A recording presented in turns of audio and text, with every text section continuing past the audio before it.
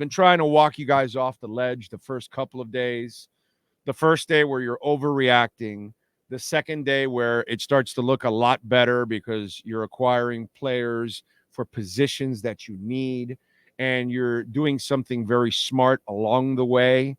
And I the we have a lot of issues here with Dolphin fans and media.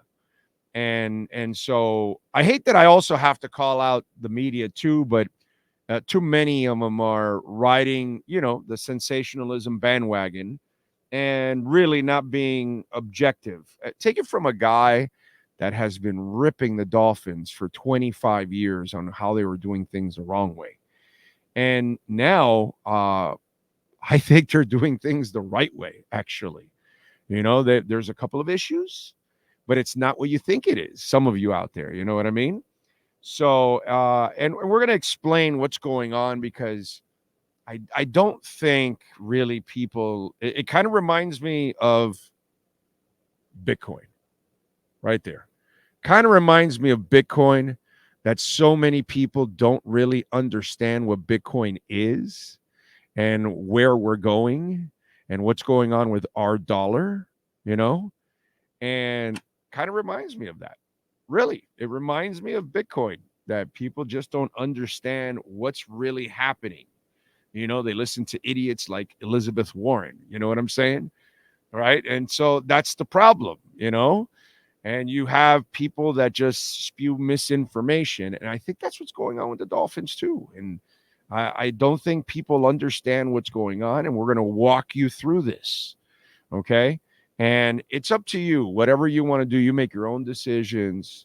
To me, I view things a little differently than some of the folks out there. I think the issues with the Dolphins are, and I'll get to them as the end result of what I'm going to explain. First of all, I have to start with an apology. I have to start with an apology because I've been telling you something for a couple of weeks now, and I wasn't looking at it the right way, and I failed, and I misled you.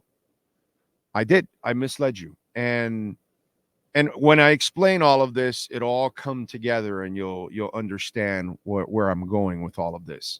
But I misled you because I started talking about wanting what's it called, Derrick Henry at running back and Patrick Queen at linebacker. And what I'm going to explain to you now is what nobody's written, nobody's talked about, nobody's understood, because you're really not looking at all the layers of everything going on with the Miami Dolphins. And so yesterday, I realized that I was wrong. And you got to admit when you're wrong, when you say something or do something that is not right, and you realize it, you need to talk about it and you need to address it.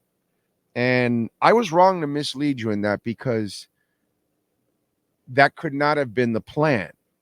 And let me explain. So yesterday they added Shaq Barrett on a 1-year deal that could be worth up to $9 million. I'm sure it depends on how many sacks and stuff. He's a good player, good veteran player to help you out for a year and to help you out while you get Phillips and Chubb back. So we needed that, right? You're not going to go out and buy top of the line defensive ends.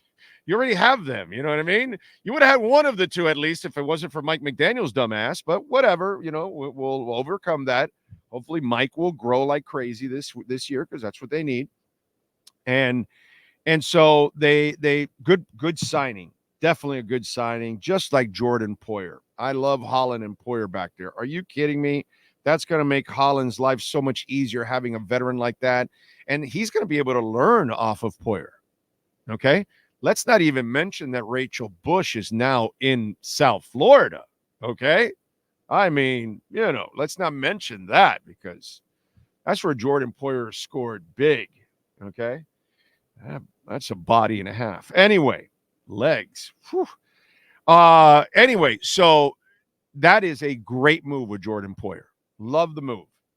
And then the other one was Salvon Ahmed, and some guy was flipping out on Twitter, and it's like, brother, he's a training camp body.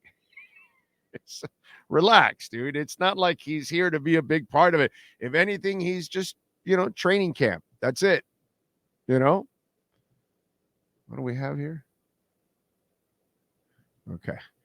So just, training camp. Don't freak out. You need bodies. And that doesn't mean that they won't draft a guy late in the draft or even street free agency, that they'll find another running back to bring in and try out. But the main guys are the top three guys. Okay. And Chris Brooks should be in that mix this year. He should help out. He should take that next step and become a bigger player. So relax on the Salvon Ahmed stuff. It's just so funny that people overreact for stupid shit, just like you overreacted after that first day. So let me ask you something. If I asked you to make a trade, Rachel went to FAU? I did not know that. Wow. Some of the best legs that ever went to that university. All right. Anyway, I digress. I'm sorry. I'm going to ask you a question. Okay? I'm going to ask you a question. Who would you rather lose? Would you rather lose Christian Wilkins, Rob Hunt, and AVG? Or would you rather lose Tua, Holland, Waddle, and Phillips?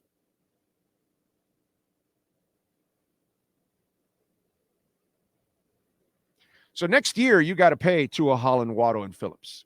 I know they're going to negotiate that Tua contract this offseason, right? But Holland's coming up, and Waddle's coming up, and Phillips is coming up. So you think this is the U.S. government that we can just, hey, turn on the printer, just print more money? No, there's a cap, right?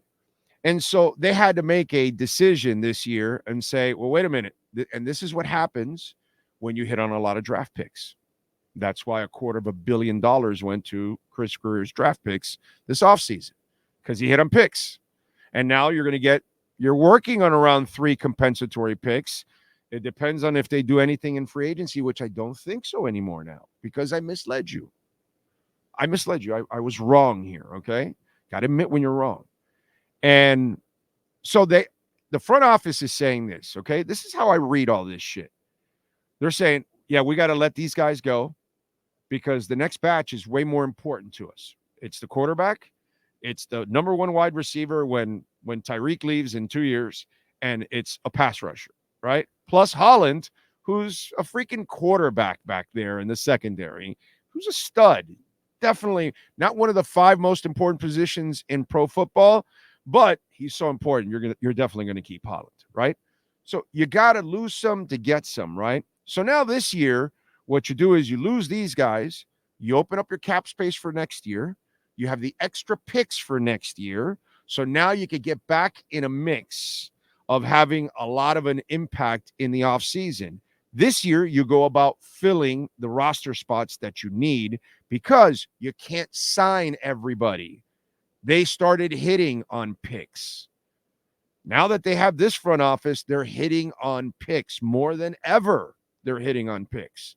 And so this is what happens when you hit on picks, and you've got to make some tough decisions. And I don't mind the Christian Wilkins thing because I told you already, he's not worth $28 million a year.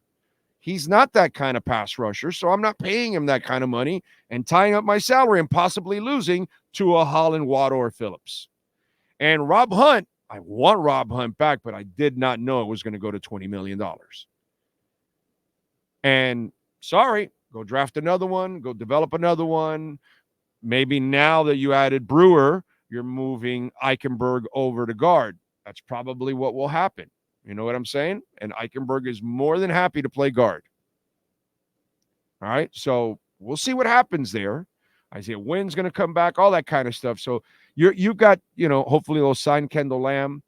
But right now, you can get through it. And AVG is going to be 29, coming off Liz Frank injury, and I kind of understand that one. Okay? So as much as I love AVG, it is a Liz Frank injury. So, and he won't be ready till training camps. That means you won't have him there. Coach Weaver won't have him there. He'll have everybody else there, learning the defense, learning what he wants to do, but he won't have Weaver until training camp. And then that just kind of, then you're in crunch time. And you don't even know what kind of player you're going to get. And he may not be himself for a little while. You know what I mean? So all of these things, I understand why you got to lose these guys. You can't lose the next batch. Okay, that's the reality that they're in, right? Because you hit on people.